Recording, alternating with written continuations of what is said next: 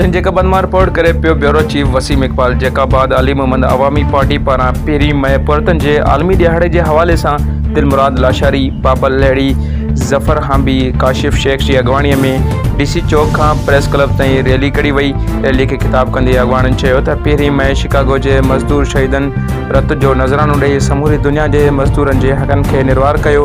असांजे नबी सगोरे जो फरमान आहे त पोरियत ख़ुदा जो दोस्त हूंदो आहे। अहिड़ी रीति दुनिया जे तरक्की ऐं कामयाबीअ में पोरियतनि जो किरदारु अहम आहे। सिंध समेत दुनिया में अॼु बि पोरियतनि खे सिंधनि बुनियादी हक़नि खां महरूम रखियो वियो आहे।